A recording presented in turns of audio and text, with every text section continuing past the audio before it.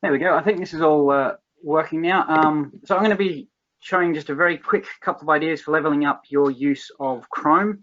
Someone can just let me know in the chat this is coming through okay, because I'm going to be doing a few things of using Chrome rather than doing it live. I've actually taken screenshots and put them into a presentation.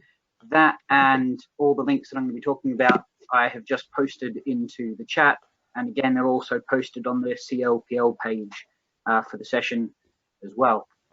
Okay, so looking at how a couple of quick ideas for how you can level up your use of Google Chrome then.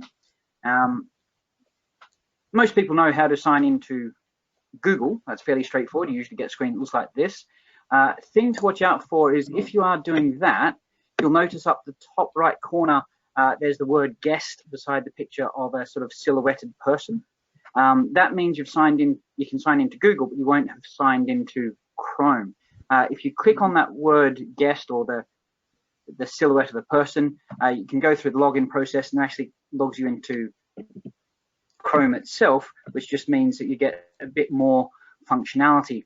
For example, you'll see just above the URL bar on this browser, you've got apps, Gmail, YouTube, maps, simulations, and resources and things like that. So these bookmarks, along with the icons to the right of the URL bar, these all can travel with you. And it means if you're working on a school computer, a home computer, or between multiple computers at home, if you've got a laptop and a desktop and things like that, then they can go with you. To some extent, the bookmarks and things can also go with you if you're onto a mobile device as well.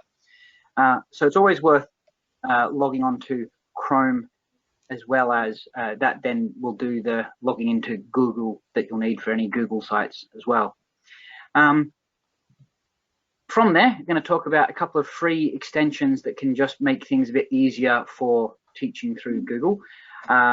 First of all, we've got, with Chrome, we've got Web Paint, Save to Google Drive, Awesome Drive for Google Drive, Universal File Opener, and Loom for Chrome. As I said, these are all free, and they're just add-ons that give you more functionality. So the first one I'm going to talk about is Web Paint. So if you go to that link, you install it, you add it to your Chrome.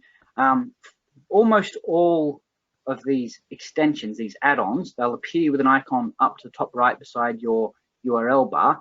And normally if you right click on it, you'll get an options menu and you can configure that to some extent. So the first one then, Web Paint, why is that useful? Well, it gives you this added toolbar which allows you to write on top of a web page. So you don't have to take a screenshot and export it. You can just literally within Chrome find what you're looking for, highlight it, circle it.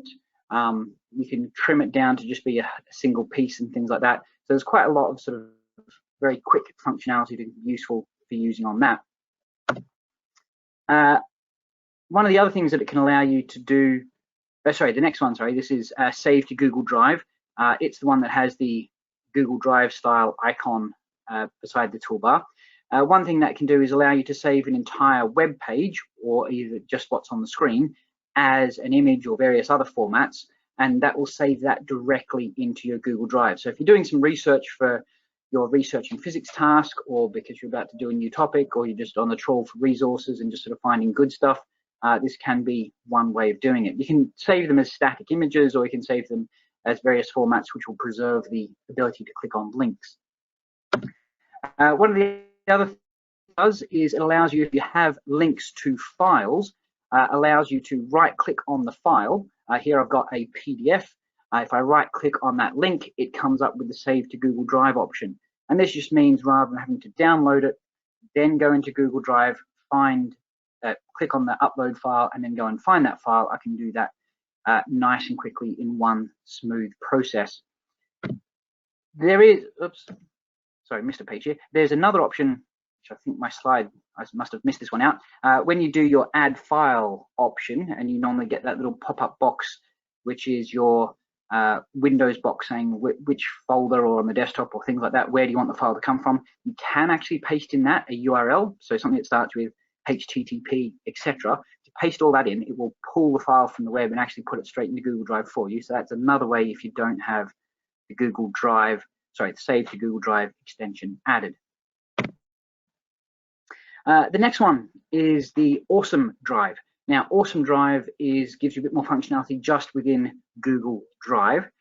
So normally when you click on the Add option, you get Add Folder, Add File, or File Upload, the various Google file formats.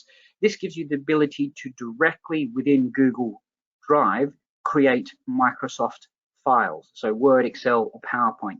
So if you click on one of these, it will create it in that Google Drive folder, wherever you happen to be located at the time, and then give you the ability to work with it from there.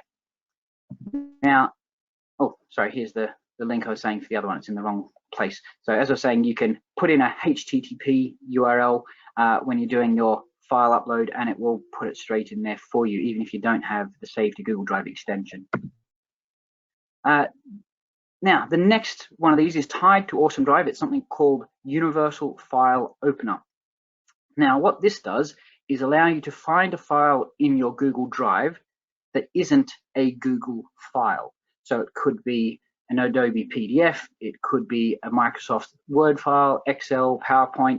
It can also be a Shockwave Flash file if you have a native player installed on your machine. So for example, I have Adobe Flash Player, and that will then allow me to open my Flash files directly on my local PC. The other advantage that has for these, that rather than just downloading it and then opening it, if it's an editable file and you open it in a program that allows you to edit it, so for example, Word and Excel, any changes you make in Word or Excel, you save it, you press Control S as normal, or close it and it says, do you want to save? And you say yes. It will automatically re-upload the latest version into Google Drive. So it is a good way if you are working with Microsoft documents, but wanting to be using Google Drive, maybe because that's what the school is doing, but you're someone who classically has used Microsoft files, of getting a nice halfway house of being able to use the strengths of Microsoft, but the flexibility of Google Drive. The next one I'm going to talk about very briefly is Loom. Loom.com you can go to and you can sign up for that, and it's basically a screen recording application. There is, if you go into the links that I've sent, there's Loom for Chrome, and that will mean that you can record things that are happening within the Chrome browser and create screen capture videos to then either share directly through the Loom server or to download and rehost in YouTube or Google Classroom or wherever you want. The reason I like the Loom plugin, as I said, it allows you to capture exactly what is happening within your Chrome browser, but the Loom website also allows you to download a native application to your machine, which gives you the same functionality, that means you can then capture things out of the Chrome browser. So I just like the fact that you can do it either a nice simple one within the Chrome browser or have the same experience being able to do it on the desktop. Again, if you're wanting to talk about PowerPoints or talk through Excel spreadsheets, Microsoft Word files, Flash files, and all that sort of thing. So just for the commonality of experience, I like the fact that I have both options now available. The last one, if you are doing some screen capture stuff, now I've sort of shrunk my screen to sort of exaggerate the effect, but you can see it's quite a busy screen and a lot of things are sort of getting in the way of whatever's the main part of this document they'll be wanting pupils to look at. So a few things you can do. First of all, if I go back a stage actually, just under the URL bar is the apps, Gmail, YouTube, maps and simulations, etc. This bookmark bar I can get rid of by pressing Control, Shift and B at the same time, and same keys to bring it back. Also the toolbar within Google Docs, the one that has the undo and repeat, print, format, paint, size, all that sort of option. That's sort of another one of the things I can get rid of, as I can also get rid of the URL bar as well. So I can end up with a screen that is much more focused on the content. And if I'm going to be doing a screen capture, this is really a better way of doing it. So there's the shortcuts for that. To hide and show the bookmark bar, Control Shift B. To hide or show the Google Docs, Sheets, whatever other menus, use that upwards chevron. Once it is collapsed, you then use the downward chevron to bring it back. And to go full screen, to get rid of the URL and hide all your other tabs, you just press F11 to go in and out.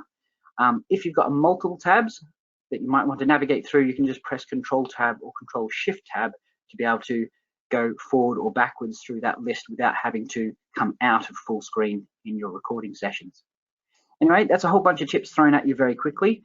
In the chat box, I did post the links to the presentation plus all the extensions I've talked about. Plus, I've also posted that in the Talk Physics CLPL folder. So hope that's of use to you. Feel free to ask me questions on the end of this. If you think they're of use, ask them to the group. Otherwise, you can ask me privately through the messages and I'll try and answer what I can.